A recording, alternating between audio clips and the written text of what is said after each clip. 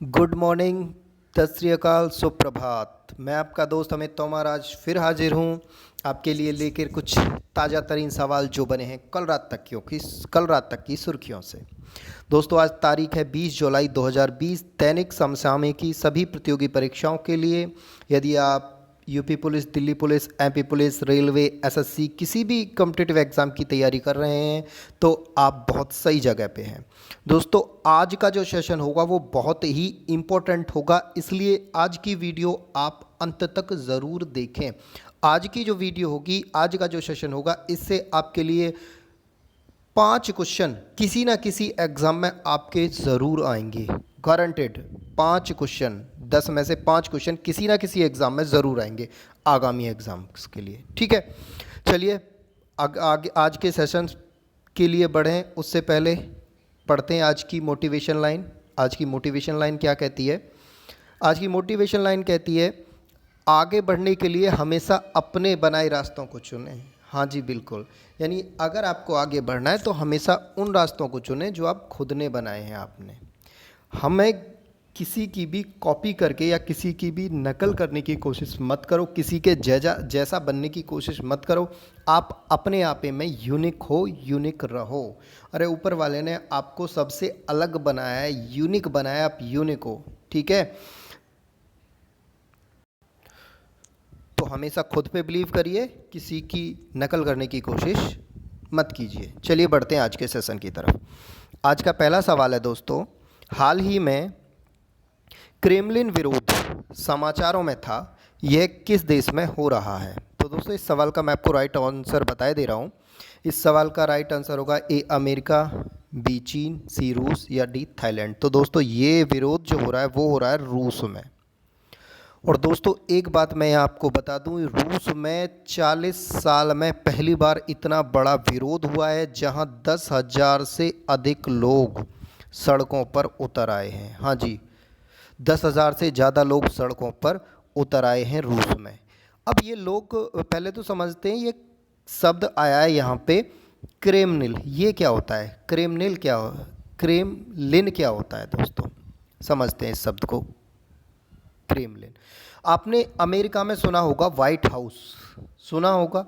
हाँ जी, white house सुना होगा कि वह जगह जहाँ पे अमेरिका के जो प्रेसिडेंट है, जो राष्ट्रपति हैं, रहते हैं, उसे व्हाइट हाउस कहते हैं। ऐसे ही रूस में जहाँ रूस के राष्ट्रपति रहते हैं उस जगह को बोला जाता है क्रेमलिन। ठीक है दोस्तों, क्रेमलिन बोला जाता है। क्लियर? क्रेमलिन बोला जाता है। क्लियर है? चलिए, अब विरोध क्यों हो रहा है, आइए इस बात को थोड़ा सा समझते हैं। देखिए, रूस का एक जगह है, रूस में ईस्ट साइड में एक जगह है, उस जगह का नाम है खबरोस्त। खबरोस्त ये जगह चाइना के बॉर्डर के पास एक शहर है खबरोस्त नाम का। यहाँ पे क्या हुआ है, यहाँ के जो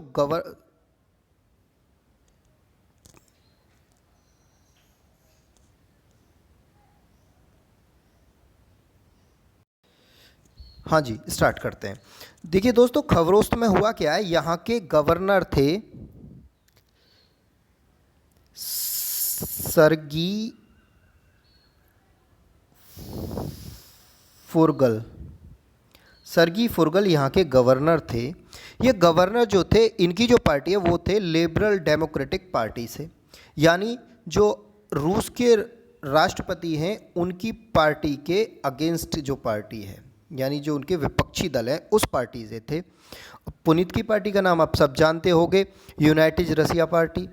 अब इनका क्या हुआ कि इन पर जो सर्गी फुर्गल हैं, इन पर 15 साल पुराना कोई केस है और उस केस में इनको पुलिस ने पकड़ लिया है।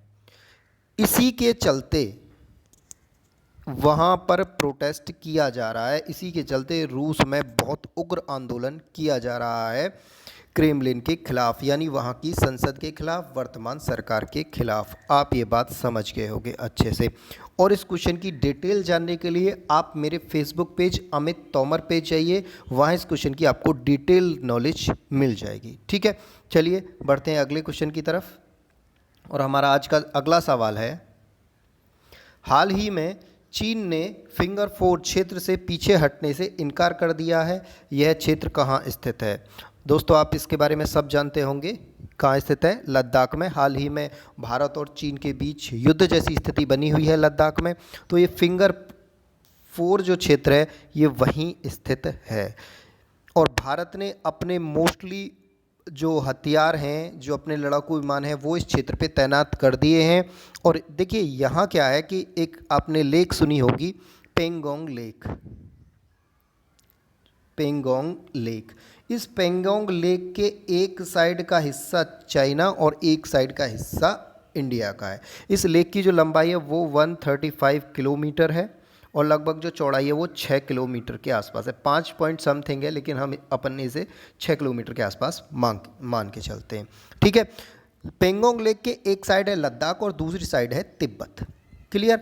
तो इस पर चीन ने अभी अवैध कब्जा किया था, उसके चलते यहाँ युद्ध जैसी स्थिति बनी हुई है। अच्छा, आप सोच रहे हो कि ये फिंगर फोर क्या है? तो भैया अगर फिंगर फोर समझना है तो यहाँ तो मैं नहीं समझा पाऊँगा, आप मुझे कॉल कर सकते हो या मेरे फेसबुक पेज अमित तोमर पे इसका पूरा डिटेल मिल जाएगा आपको। ठीक है, चलिए आगे बढ़ते हैं अगले क्वेश्चन की तरफ। अगला सवाल है हमारा, भारत और दुनिया में जनसंख्या का रुझान 2021 किसने जारी किया है? यानी दोस्तों 2021 में जनसंख्या, दुनिया की जनसंख्या का रुझान जारी किया है और ये रुझान जारी किया है LANCENT। ये है क्या दोस्तों LANCENT? ये ग्रुप ऑफ डॉक्टर है अमेरिका का, यानी अमेरिका के डॉक्टर्स का एक ग्रुप है। ये करते क्या है? ये ग्लोबल बर्डन ऑफ डिसीज़, यानी ये जो बीमारी के आधार पर एक सर्वे करते हैं। तो इन्होंने 2017 में एक सर्वे किया था। उस सर्वे में क्या किया इन्होंने कि इन्होंने पाया कि 2017 में जो भारत की पॉपुलेशन है वो है 1.38 बिलियन। भैया 1.38 बिलियन पॉपुलेशन है 2017 के आंकड़े के अनुसार। हमारे इंडिया की हम जो बात करते हैं कि 125 करोड़, 125 करोड़ तो कब का पार कर चुके। ठीक है, इन्होंने कहा कि 2048 में इंडिया की पॉपुलेशन हाईएस्ट होगी। और हाईएस्ट कितनी होगी भैया? हाईएस्ट होगी 1.6 बिलियन। 1.6 बिलियन पॉपुलेशन हो जाएगी इंडिया की, यानी लगभग 160 करोड़ पॉपुलेशन होगी 2048 में इंडिया की। ठीक है, और अब अगर हम बात करें इसी के आंकड़े के अनुसार 2100 में इंडिया की पॉपुलेशन कितनी होगी, तो आप में से कुछ लोग सोच रहे होंगे कि सर 2100 में तो लगभग 2 बिलियन पार कर गए होंगे हम। ना जी, आंकड़े बिल्कुल उल्टे हैं। 2100 में ये हो जाएगी आपकी 1.09 बिलियन पॉपुलेशन होगी इंडिया की। और इस पॉपुलेशन के साथ हम वर्ल्ड में नंबर 1 रैंक पे होंगे पॉपुलेशन में। क्लियर है? अब आप कहोगे कि सर ऐसा कैसे हो जाएगा कि जनसंख्या घट जाएगी? तो भैया मेरा सवाल आंसर ये होगा कि 2021 में आप समझदार हो जाओगे, पढ़े लिखे हो जाओगे। मतलब क्या हुआ? आप ये समझ जाओगे कि भैया ज़्यादा बच्चे पैदा करने से कोई फ़ायदा नहीं है, कम बच्चे पैदा करो, उन्हीं को अच्छे से पढ़ाओ लिखाओ। क्लियर है? यानी लोग समझदार हो जाएंगे और ये जो जनसंख्या है वो घटते चली जाएगी। क्लियर है? और इसकी का मैंने बहुत अच्छे से डिटेल में अपने फेसबुक पेज पे मैं इसे डालूंगा, आप वहाँ जाके इसे देख सकते हैं। जैसे दुनिया की जो हाईएस्ट पॉपुलेशन होगी वर्ल्ड की वो 2064 में होगी, 9.7 बिलियन पॉपुलेशन हो जाएगी वर्ल्ड की 2014 में। वो एक बात अलग है। चलिए बाकी चीज़ें आप मेरे फेसबुक पेज से देख सकते हो। ठीक है, चलिए बढ़ते हैं आज के अगले सवाल की ओर। देखिए बहुत अच्छा सवाल है, वेरी वेरी इंपॉर्टेंट लिख लो आप इस पे। वेरी इंपॉर्टेंट क्वेश्चन है भैया, वेरी इंपॉर्टेंट लिख दो आप इस पे। वेरी इंपॉर्टेंट क्वेश्चन है, इंपॉर्टेंट क्वेश्चन है। देखिए क्वेश्चन क्या है, हाल ही में भारत ने किस देश में अपना पहला विदेशी रणनीतिक पेट्रोलियम रिजर्व स्थापित करने का निर्णय लिया है? ऑप्शन जापान, सऊदी अरब, संयुक्त अरब अमीरात और अमेरिका। दोस्तों इस सवाल का राइट आंसर होगा अमेरिका। अब इसके बारे में थोड़ा सा समझते हैं। देखिए ये सवाल डेफिनेट है, किसी ना किसी एग्जाम में आएगा ही आएगा। देखिए सवाल समझिए है क्या। आप कहोगे जी पेट्रोलियम रिजर्व क्या होता है? आप कहोगे जी टाइगर रिजर्व सुना है और लॉयन रिजर्व सुना है, ये हाथी रिजर्व सुना है। ये पेट्रोलियम रिजर्व क्या होता है, मैं बताता हूँ क्या होता है। देखिए होता क्या है कि जैसे बहुत सारे जो देश हैं वो अपने यहाँ पे इमरजेंसी के लिए पेट्रोल रिजर्व कर लेते हैं। जैसे तेल के कुएं एक तो प्राकृतिक होते हैं और एक होते हैं सेल्फ कृत्रिम रूप से बनाए गए कुओं में पेट्रोल भर लेते हैं, वो मुसीबत के समय काम आ जाए। ठीक है, चलिए जी। अब सब भारत के पास ऐसे क्या पहले से कुएं हैं? हाँ जी बिल्कुल, हमारे पास ऐसे 3 कुएं हैं। कहाँ कहाँ हैं हमारे पास ऐसे 3 कुएं हैं? एक तो है हमारे पास विशाखापट्टनम में, विशाखापट्टनम, और एक है हमारे पास मैंगलोर में, मैंगलोर, और एक है हमारे पास पदुर में। पदुर कहाँ है जी? कर्नाटक में। ठीक है, ये 3 जगह पे हमारे पास तेल के रिजर्व हैं। अभी 2 रिजर्व हम नए बना रहे हैं। कहाँ कहाँ बना रहे हैं हम? एक तो हम उड़ीसा में बना रहे हैं, नया रिजर्व जो हम बना रहे हैं वो एक तो उड़ीसा में बना रहे हैं और एक बना रहे हैं हम कर्नाटक में, कर्नाटक। यहाँ हम 2 रिजर्व और बना रहे हैं। इसके साथ हमारे पास जो तेल का भंडार होगा वो लगभग इतने 5 रिजर्वों में हम जो तेल भंडारण कर सकेंगे वो लगभग 11 मैट्रिक टन तेल हम रिजर्व कर सकते हैं। 11 मैट्रिक टन आप कहो तो ज़्यादा से ज़्यादा हम इसमें 15 दिन, अगर हमारे यहाँ बाहर से तेल ना आए तो हमें इसमें 15 दिन तक काम चला सकते हैं अपने देश के अंदर ही। ठीक है, अगर आप वहीं कहोगे अमेरिका की बात करोगे तो अमेरिका के पास 750 metric ton oil, 750 metric ton oil भैया रिजर्व में रहता है। चाइना के पास लगभग 530 मैट्रिक टन रिजर्व में रहता है, यानी अगर सालों तक भी तेल ना आए तो भी अपना काम चला सकते हैं। अब आप पूछोगे सर इसकी ज़रूरत क्यों होती है, क्यों हम फालतू में तेल भर के रहें? भैया एक बात बताओ, अगर इंडिया पर चीन ने हमला कर दिया और चारों तरफ से इंडिया को घेर लिया और तेल आने के सारे रास्ते बंद कर दिए, तो उस स्थिति में हम क्या करेंगे? दिक्कत हो जाएगी बहुत ज़्यादा, इसलिए तेल का स्टोर करके रखना पड़ता है आपातकालीन स्थिति के लिए। अब इंडिया ने किया क्या है? देखो ये क्या है, पहला स्वदेशी, ये देखो पहला स्वदेशी रणनीतिक पेट्रोलियम रिजर्व। इंडिया अमेरिका में अपना पेट्रोलियम रिजर्व बना रहा है।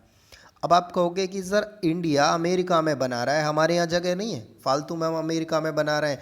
अब अगर युद्ध के समय पे अगर हमें ज़रूरत पड़ गई तो हमारा रिजर्व तो ऑस्ट्रेलिया में होगा, फिर हमें यहाँ क्या फ़ायदा? तो भैया इसे ही तो कहते हैं विदेशी रणनीतिक। मतलब ये हुआ इसका कि यदि फ्यूचर में भारत पे हमला होता है और भारत के सारे रास्ते बंद कर दिए जाते हैं तेल के, तो अमेरिका का यह दायित्व होगा कि वो भारत को किसी भी कंडीशन में तेल पहुंचाएगा यदि हमारा वहाँ रिजर्व है। ये अमेरिका की जिम्मेदारी होगी कि अमेरिका हमें तेल पहुंचाएगा। क्लियर है बात? तो अगर अमेरिका के जहाज पे कोई और देश हमला करता है तो अमेरिका हमारी साइड शामिल होगा ही होगा युद्ध में। बात समझ आई या नहीं आई? क्लियर है ना? चलिए बढ़ते हैं अगले सवाल की तरफ।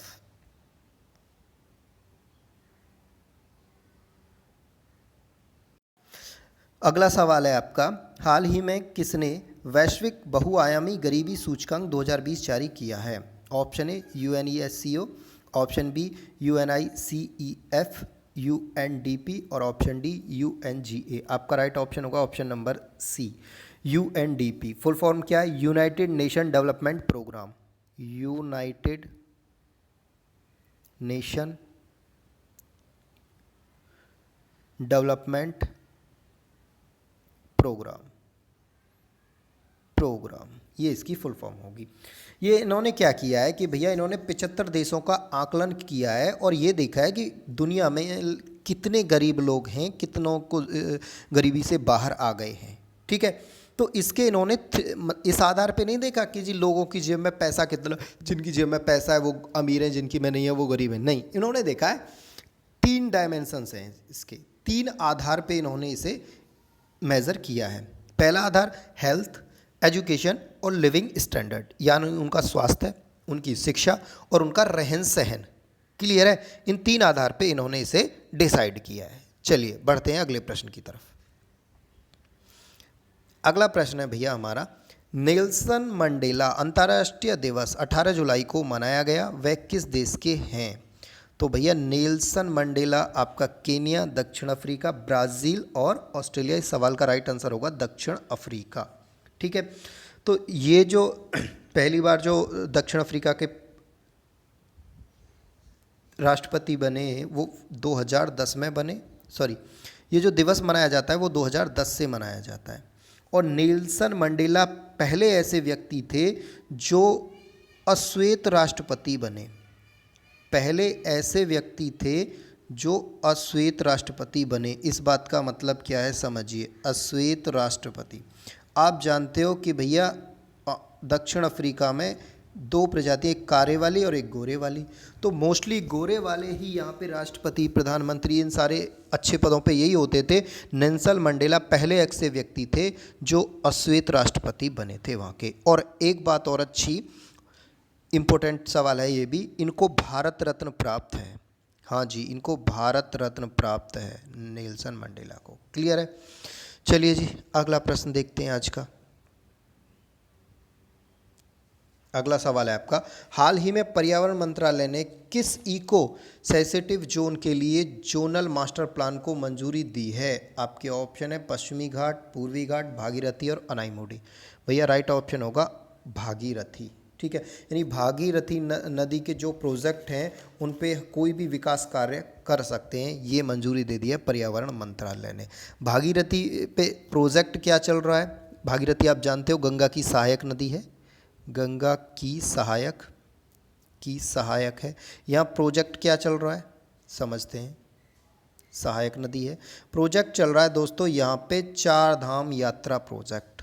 हाँ जी, चार धाम यात्रा प्रोजेक्ट के अंतर्गत 826 किलोमीटर की रोड बननी है और ये रोड जो है 12,000 करोड़ रुपए इसके लिए सेंक्शन हुआ है और ये यमुनोत्री, गंगोत्री, केदारनाथ और बद्रीनाथ को जोड़ेगी।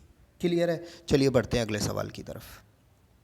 अगला सवाल है हमारा, हाल ही में ओसुका रापोंडा किस देश की पहली महिला प्रधानमंत्री बनी? ये सवाल इंपॉर्टेंट है क्योंकि ये पहली महिला प्रधानमंत्री के बारे में। तो ऑप्शन है आपके नाइजीरिया, बेगान, केन्या, दक्षिण अफ्रीका। राइट ऑप्शन होगा गेबान।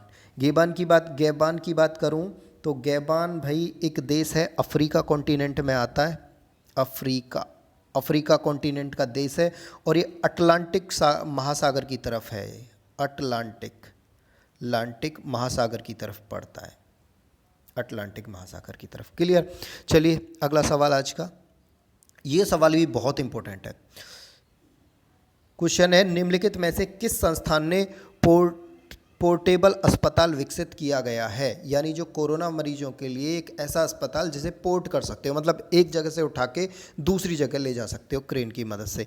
IIT Madras, IIT Jodhpur, ICMR, CSIR। तो राइट आंसर होगा आपका IIT मद्रास। ठीक है, और ये जो किया गया है ये मेडिकॉब के नाम से किया गया है। मेडिकॉब, ये भी पूछा जा सकता है भैया, मेडिकॉब ये भी पूछा जा सकता है कि भैया हाल ही में जो पोर्टेबल अस्पताल बनाया है उसका नाम क्या है? तो मेडिकॉब नाम है। और ये ओपनिंग कहाँ हुई है? इसकी ओपनिंग हुई है भैया वायनाड से। वायनाड आप सब जानते हो कहाँ है, केरल में है वायनाड। और वायनाड से आप फेमस क्यों है? क्योंकि वहाँ के जो सांसद हैं वो 50 साल के युवा नेता हैं। आप समझ गए होंगे मैं किसकी बात कर रहा हूँ। ठीक है, चलिए आगे बढ़ते हैं आज के लास्ट सवाल, आखिरी सवाल की तरफ। आज का आखिरी सवाल है, हाल ही में निष्ठा कार्यक्रम किस राज्य में शुरू किया गया है? तेलंगाना, आंध्र प्रदेश, राजस्थान या मणिपुर? तो दोस्तों हाल ही में ये निष्ठा कार्यक्रम है ये शुरू किया गया है आपका आंध्र प्रदेश में। दोस्तों निष्ठा समझते हैं,